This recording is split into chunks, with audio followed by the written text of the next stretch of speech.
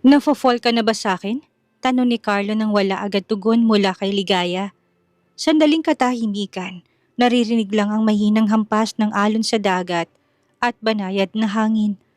Paano kung oo? Anong gagawin mo? Pilya niyang sagot.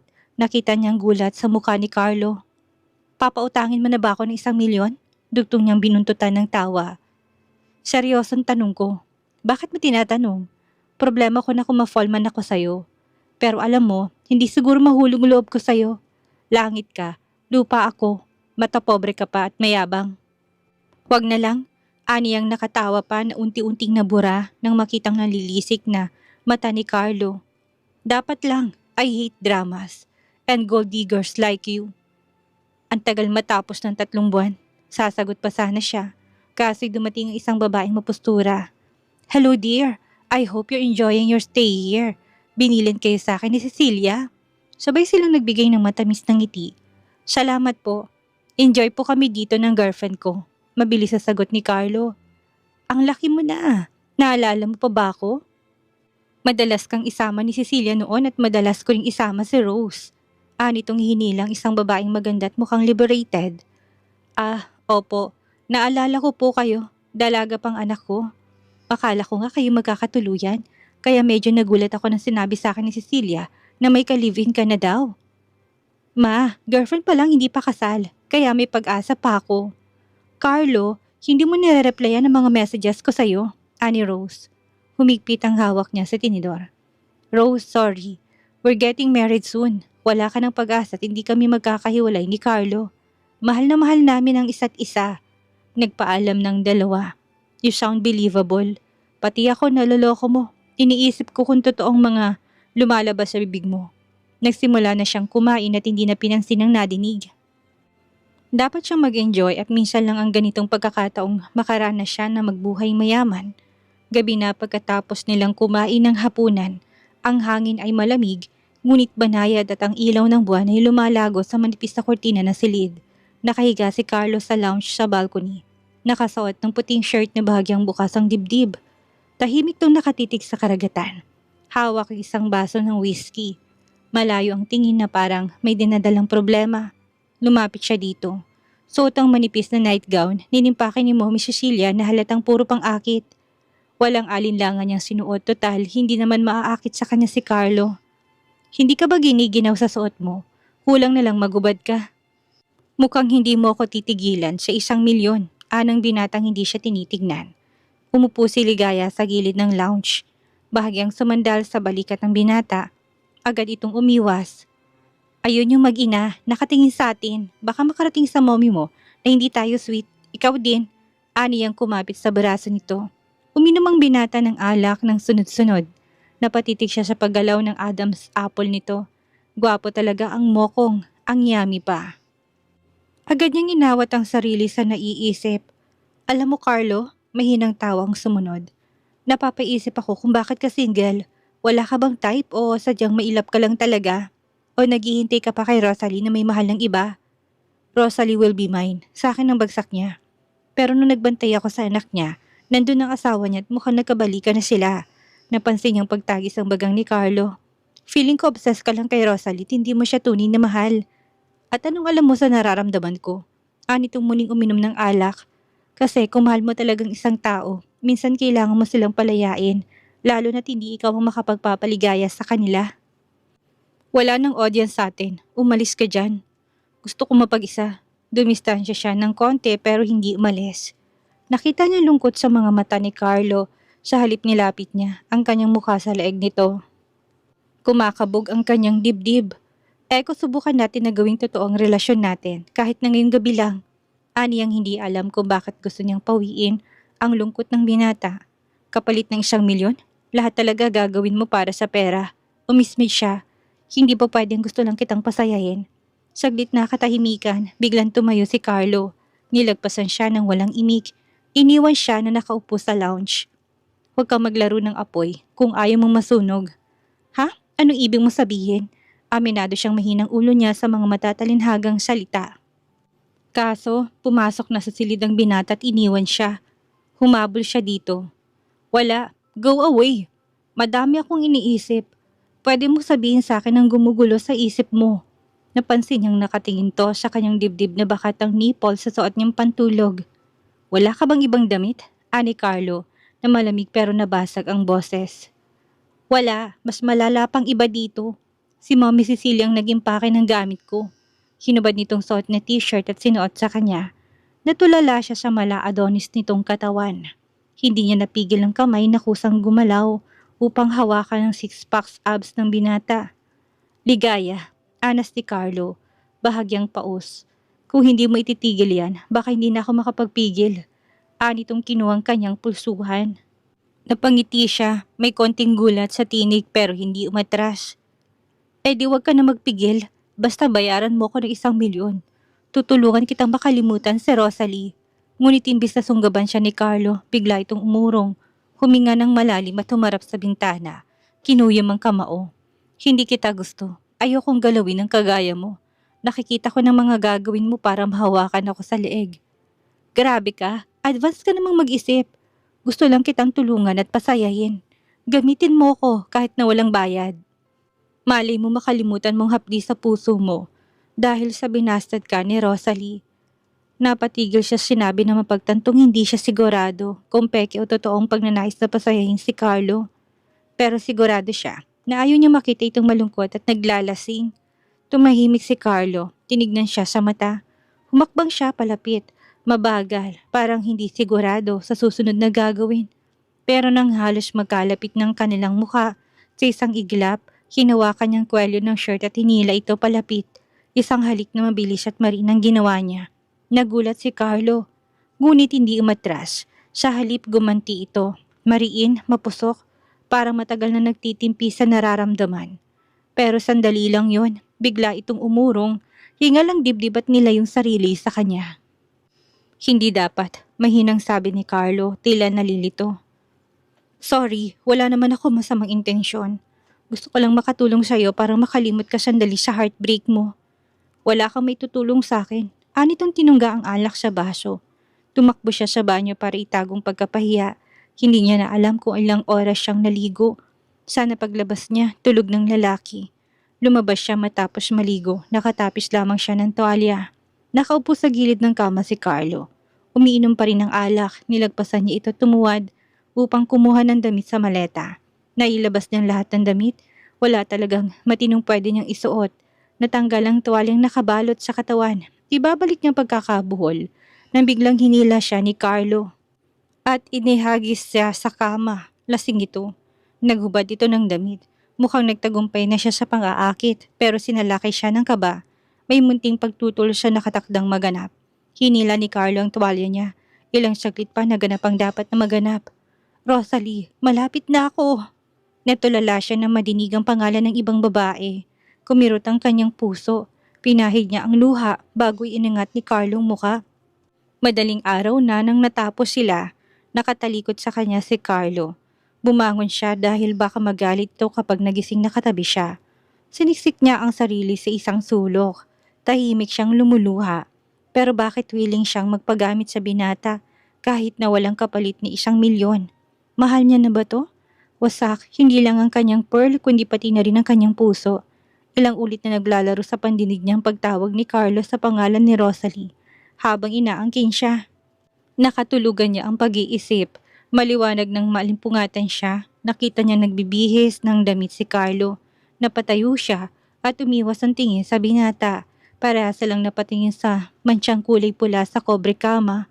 May kinuha si Carlo sa bag at inabot sa kanyang tseke na may nakasulat ng 1,000,000. Ang kirot niya sa dibdib ay tila inasinan. Here's the payment, 1,000,000. Napatitig siya sa 1,000,000. Bakit ganyan ang mukha mo? Hindi ba dapat masaya ka at nakuha mo ng perang gusto mo? Ilang ulit siyang lumunok upang pigilin ang luhang papatak. Pilit siyang ngumiti. Salamat. See, sabi sa'yo bibigay ka rin. Mukhang nag-enjoy ka naman. Sana lang next time, huwag mo ng pangalan ng ibang babaeng babanggitin mo. Masakit kasi sa tenga. Pero of course, pwede sa isip mo na lang kung gusto mo talagang isipin na siyang inaangkin mo. Wait, ikaw nagsabi na pwede kitang gamitin. Pinatulan kita na si Rosalie na sa isip ko. Bayad ka kaya pwede kong sabihin ng pangalang gusto ko. Sige na, ayoko makipag-away. Ani ang nagpipigil ng maiyak. Teka, bakit ba siya nagiging emosyonal? Matapang siya at wala siyang hindi kayang gawin para matupad ang pangarap niya sa buhay. Virginity lang ang nawala sa kanya, kaperasong hymen. Mas madami pa siyang kayang isakripisyo para makapagsimula ng bagong buhay. Buo pa rin ang pagkatao niya. Ang importante, may 1 milyon na siyang pambayad sa utang ng nanay niya para sa kanyang kalayaan. Pero bakit pakiramdam niya ay isa siyang babaeng bayaran? Malamig ang hangin mula sa labas, ngunit mainit ang tensyon sa loob ng silid. Nakaupo si Ligaya sa kama, suot ang bathrobe. Bagong ligo, basa pang buhok. Nakatanggap siya ng video call sa cellphone mula kay Matias. Sinagot niya kagad at inisip na baka may problema sa mansyon. Hello Ligaya, kumusta? Okay naman, bakit ka napatawag Matias? May kaibigan akong may bakery at gustong mag-resell ng cupcakes mo. Hindi na ako makapaghintay na umuwi ka kasi naghihintay ng sagot ang kaibigan ko. Wow, sige, go ako dyan. Maraming salamat Matias. Lumapit siya sa bintana upang ipakitang magandang view. Tumawa si Ligaya sa mga sinasabi ni Matias. Hindi niya na napansin na dumating si Carlo. Ayos naman, malamig ang hangin pero ang ganda ng view. Ikaw, kamusta mga tanim mo? Huwag mong pabayaan, sobrang init ng panahon. Maayos naman, namumulaklak na ulit sila. Parang ikaw, blooming, banat nito. Napatawa siya sa sinabi nito na hindi niya inaasahan. Napatingin siya kay Carlo na tahimik pero halatang naninigas ang panga. Lumapit ito, tinapik ang screen ng phone at pinutol ang tawag. Bakit mo naman pinatay? Ani ang nagulat. Tumawag ulit si Matias. Akala yate aksidenteng napindot lang niya ang phone. Inagaw ni Carlo ang telepono at itong sumagot. Sir Carlo, magandang umaga po. Anito na mukha ng among makita. Hindi mo kailangan tumawag kay Ligaya sa kahit na anong oras. Busy kami sa honeymoon namin. Huwag kang mangistorbo. Anitong pinindot ang end button. Hindi mo kailangan magalit, Carlo. Kaibigan ko si Matias. Hindi ako galit. Kaibigan? Tinatawagan mo siya kahit na magkasama tayo. Umamin ka nga, may relasyon ba kayo? Tinatamad siyang makipagtalo. Magkaibigan lang kami at tinutulungan niya lang ako sa negosyo ko. Hinila ni Carlo ang kamay niya. Halos bumao ng daliri nito sa kanyang balat. Pinapaalala ko lang, bayad ka, pag-aari kita. Tulad ng isang laruan. Nagpanting ang tenga niya. Hindi mo ko pag-aari, Carlo, kahit na binayaran mo ko. Wala kang karapatang diktahan kung sinong pwede kong kausapin. I have all the rights. Sa akin ka. Oo na, kailan ba tayo uuwi? Matapos na lang. Bakit? Gusto mo nang makitang hardinero mo? Seriously? Ipagpapalit mo ko sa hardinero? Alam mo kung may ibang makakarinig sa'yo, iisipin na possessive boyfriend ka. Pati hardinero niyo pinagsisilosan mo. I'm not jealous. Ayoko lang na may ibang humahawak ko kahit na tumitingin sa pag-aari ko. Binabalaan kita. Putulin mo ugnayan niyo ni Matias. Iniwasan niya si Carlo buong araw. Mag-isa siya at hawak ang phone. Nanginginig ang kamay. Tensyonado siya. Nakaupo siya sa sulok ng terrace. Tanaw ang karagatan ngunit ang puso niya ay tila nakalubog sa dilim. Tumawag siya sa ina. Ilang ring lang, sinagot na kaagad. Nay, ako to, si Ligaya. Buhay ka pa palang gaga ka. Nasaan ka? Bungad ng ina. Nay, ipapadala ko na yung 1 milyon. Bayaran mo ng utang mo. At tigilan mo na akong ibayad kay Don Maximo. Mabuti naman. Akala ko makakalimutan mo na tuluyan mo na akong tinakasan. Naging mahinang boses nito. Kung minsan naisip niya kung tunay nga ba niyang anak ito. Napapikit at pilit na pinipigil ang luha. Nay, hindi mo malang ba ako tatanungin kung okay ako? O kung saan ako kumuha ng 1 milyon para bayaran ng utang niyo? Bakit? Kung ano man ang ginawa mo, wala akong pakialam. Obligasyon mong tulungan ako. Tigilan mo nga ako sa drama mo. Huwag mong kakalimutang maganda sana ang buhay ko kung hindi ako nabuntis ng ama mo. Napayuko siya, kitang-kita sa kanyang mukha ang matinding sakit. Sa kabila ng lahat ng sakripisyo niya, ni konting pagmamahal ay wala sa ina. Palagi siya nitong sinisisi. Bayaran niyo na si Don Maximo at wag na sanang maulit na mangungutang kayo. Dahil sa sugal tapos akong ipambabayad ninyo. Ani ang puno ng hinanakit. Ligaya, ipadala mo na sa bangko ko. Gawin mong parte mo bilang anak ko. Tungkulin mong iahon ako sa hirap. Kaso pasaway ka, hindi ka gumaya sa kapatid mo si Neri. Pinutol niya na ang tawag, pumatak ang luha niya. Ngunit pinunasan kagad ito. Ayaw niya makita ng kahit na sinong kahinaan niya, lalo na't pagdating ni Carlo. Hindi mo talaga titigilan ang pakikipag-usap kay Matias? Nagulat si Ligaya sa pagdating ni Carlo, nahulog pa nga ang phone niyang hawak. Tinignan niya ang binata, na mukhang galit pa rin. Kausap mo na naman si Matias, kanina pa kita pinagmamasdan.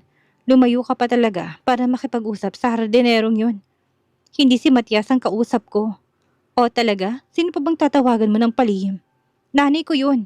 Naku, hindi mo ko maluloko. Last warning ko na ito. Stay away from him or from any man. Bayad na kita. Oo na, sayong-sayo ko sa loob ng 3 buwan. Actually, 2 buwan at 2 linggo na lang pala. Well, it's me who decide kung hanggang kailan ka sa buhay ko. Pwede kang anytime i-terminate ko ang usapan natin o pwede ko ring extend kung gusto ko. Carlo, sumunod tayo sa usapan. May mga plano din ako sa buhay ko at wala akong plano magtagal. Sandaling katahimikan. Bakit? May usapan na kayo ng hardenero mo? Nawalan siya ng kibot iniwan ng lalaki upang maglakad sa dalampasigan. Tahimik na naglalakad si Ligaya sa maputi at pinong buhanginan. Walang sapin sa paa, yakap-yakap ang sarili, tila iniiwan ng lahat ng pangamba sa bawat hakbang. Para siyang bida sa isang music video. Naririnig niya bawat yapak na sumusunod sa kanya. Hindi niya na kailangang lingunin. Alam niya si Carlo, iniwasan mo ba ako? Simula ka pa kaninang umaga at ikaw naman bakit ka kailangang sumunod?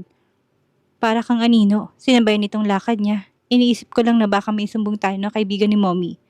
Huwag mong isipin gusto kong ulitin yung nangyari kagabi. Pero parang bitin kasi hindi sulit ang 1 milyon para sa isang gabi. Hindi sumagot si Ligaya. Tumigil siya sa paglalakad at humarap sa binata. Ah, ibig mo sabihin, gusto mo sulitin ng 1 milyon? Humihirit ka pa? Oo, I'm a businessman. I want to get the most out of my money. Biglang lumapit si Carlo, masyadong malapit. Ramdam niyang init ng hininga nito kahit na malamig ang simoy ng hangin. Hindi kasi malinaw ang sinasabi mong ibibenta mong katawan mo sa halagang 1 milyon. Ilang beses o ilang araw, bigla siyang nalito. Oo nga, hindi malinaw ang bentahang naganap. Magpirmahan tayo ulit ng kasunduan. Huwag kang mag-alala, madali ako magsawa. Talaga lang ha, alam mo pansin ko sa'yo, kapag na-obsess ka sa isang bagay o tao mukhang wala kang balak pakawalan. Tingnan mo si Rosalie, may asawa at anak ka na yung tao naghahabol ka pa rin. Imposibleng ma-obsess ako sa'yo. Isa ka lang parausan sa paningin ko. Saglit siyang nag-isip na sasabihin. Ganito na lang, tapusin natin ang pinipirmahan natin ng una. 3 buwan para naging dagdag na lang ang 1 milyon mo at ang katawan ko. Huwag na natin gawing komplikado. Kapag gusto mo ng kasex, magsasabi ka lang. Pero kapag natapos ang 3 buwan, tapos na tayo. Marami pa akong gustong gawin sa buhay ko. Okay, deal. Anitong. Mukhang masaya sa sinabi niya. Alanganin siyang ngumiti at lumayo dito hanggang sa makarating sila sa batuhan. Sa dulo ng dalampasigan kung saan ang humampas ang alon ngunit may tagong lugar sa likod ng mga bato. Nakasunod pa rin ito sa kanya, hinawakan itong kamay niya. Hindi na siya tumanggi, ang katahimikan na agot sa pagitan nila dahan-dahang nabura ang init ng damdamin. Kumabog ang dibdib niya nang nagawi sila sa bahagi ng batuhang walang tao. Habang sumasabay ang hampas ng alon sa mabilis na tibok ng kanilang mga puso, marahan siyang sinandal ni Carlo sa malamig na bato. Binagtas nitong pagitan ng kanilang mga labi. Hindi siya sa tubig dagat malulunod kundi sa tamis ng halik na ipinagkaloob ni Carlo. Napapikit siya ngunit naitulak niya ito nang maalalang naganap kagabi na binanggit itong pangalan ng ibang babae. Bakit? Anitong puno ng pagnanasang muka. Baka may makakita sa atin dito. Balik na tayo sa room. Wala yan. Mabilis lang ito. I want you now. Nang may madinig silang palapit na grupo ng kabataan, nadinig niyang mahinang mura ni Carlo.